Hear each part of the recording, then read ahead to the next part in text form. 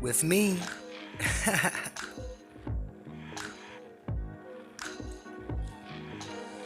I'm just enjoying my pre-game smoke as I enjoy the beautiful California sunshine.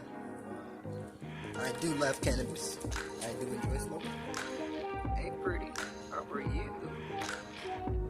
Doing good today? Hey, sexy.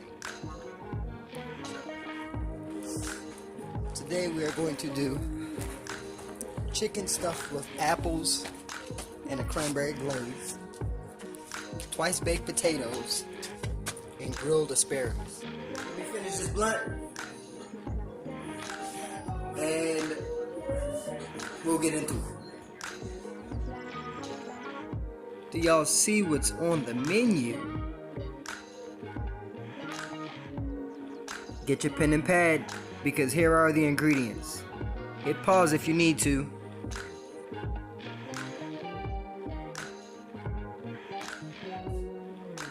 The bowl with lemon juice and water is to help to stop the apples from turning brown from oxidation. We're basically going to peel these, cut them in quarters, and then cut out the core.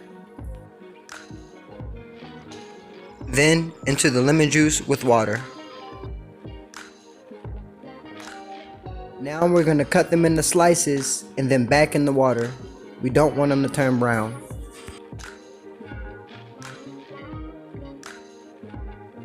Now let's fine chop those cranberries.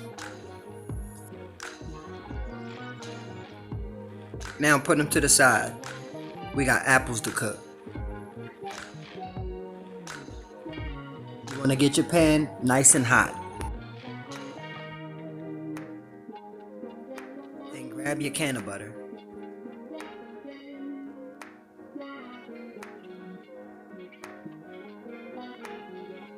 We're gonna drop that into a hot pan. Now add a little vegetable oil to help raise the smoke point. Mix well, cause now here comes the good part. 7, 6, 5, 4, 3, 2, 1. You'll never have the sacred stone. Oh, this you crazy mother. Now get the apples in.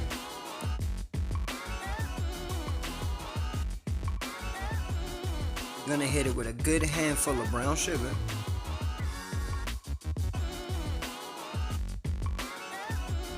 Then we're gonna cook it on a medium-high heat for about 5 minutes, making sure that we stir it consistently. After 5 minutes, hit it with about half a cup of cranberry juice. Then cover it and let it cook for 10 minutes. Now, take the lid off, crank the heat up to high, and cook it for 5 more minutes. You're trying to cook out most of the liquid.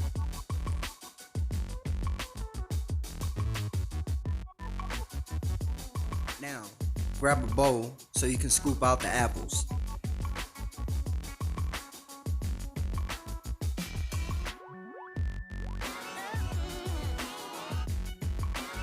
Set these aside to cool off.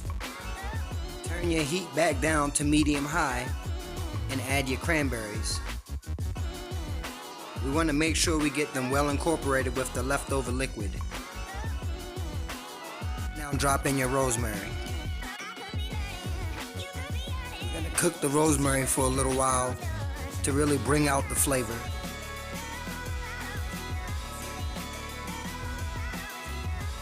Then we're going to add 4 cups of cranberry juice. We're going to cook it for 5 minutes with the lid on. After 5 minutes, we're going to remove the rosemary and cook it the rest of the way with the lid off until it reduces by half. Now let's make a slurry. A cornstarch slurry is basically a thickener that's made out of cornstarch and a cold liquid. For this one, I'm going to use cold water. Typically, we use slurries in fruit-based sauces and glazes.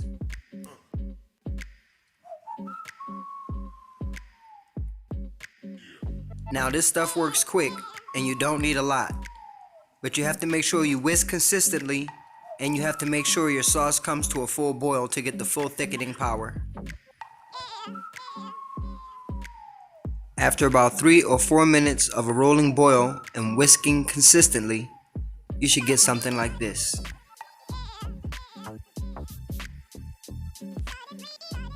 Now let's sweeten it with some brown sugar. Then cut the heat and let's enhance it with some canna butter.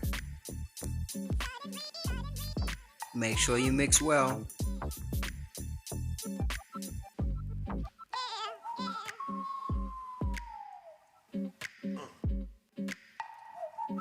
Finally, let's balance out some of that sweetness with some seasoning blend. You don't need too much. Give it a taste and adjust it if you got to. Then set aside. Let's get to the star of the show.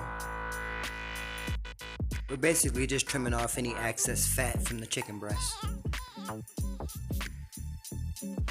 Now season both sides. Then we're gonna kind of fillet this bad boy, but not all the way. You just want to cut a nice fat pocket in the breast so you can get as much apples in as possible, but you don't want to go all the way through. Now stuff as much of this apple mixture as you can get inside and still close it. Pack it.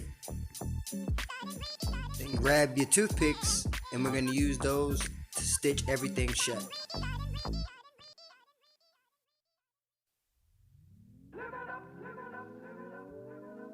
Once you get them all done, stick them to the side. Let's knock out the asparagus. You want to chop about 1 inch, maybe 1.5 inches from the bottom to get away the fibrous part of the asparagus.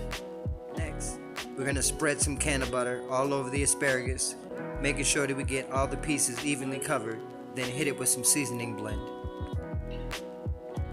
Next, we're going to lay them out on a sheet pan, add a little water, and then bake them on 350 for about 10 to 15 minutes. Now the potatoes. You're going to cut your potatoes in half, and then we're going to scoop out all the meat, but you want to keep the skins intact because we're going to use those later on. We're going to add some granulated garlic, seasoning blend, and half or whole milk. Then we're going to cook it on the stove top on medium heat for about 10 minutes, mashing it along the way. Once it's done, we're going to pull it off the heat, chop up some green onions, add those, then we'll add a dollop of sour cream. Finally, we'll also add a little can of butter. Now grab your shells, and we're going to put that mixture back into those shells that we had saved.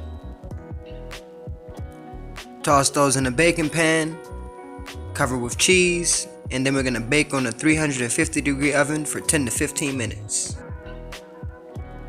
I don't know how this happened, and I apologize, but I wasn't able to get getting the chicken in. So, you want to make sure that your pan is extremely hot before you add your butter and oil, because basically you're just looking for a really good sear on both sides. You don't have to worry about the chicken being cooked all the way because you're going to finish it in the oven. Once you get a really good sear on both sides, you're going to grab some of that cranberry glaze and you're going to cover your chicken with that. Then we're going to toss that into a 350-degree oven for about 15 to 20 minutes.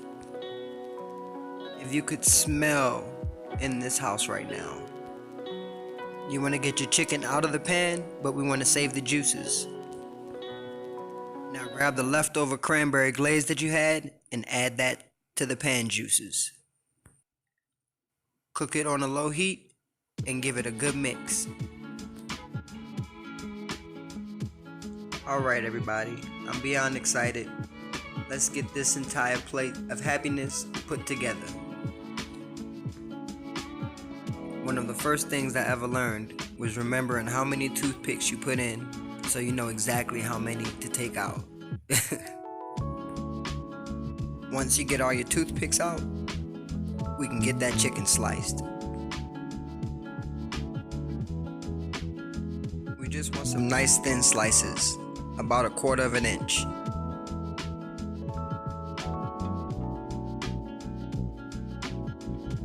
Now grab your plate. Let's sauce it.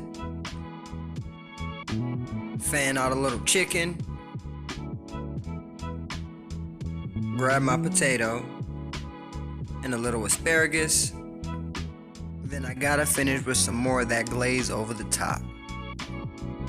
Done, and done again. Oh my goodness, oh my goodness, oh my goodness. There's nothing left to do but smash it. I'm greedy, so yes, I had to add a little extra sour cream. But when I tell you, the chicken was so juicy and tender, and the cranberry sauce was so tangy and sweet with those delicious Granny Smith apples in the middle. Oh my goodness. When I tell you everything was fantastic, everything was fantastic. I'm glad you guys could join me for this recipe. I hope y'all subscribe today, and as always, stay blazed.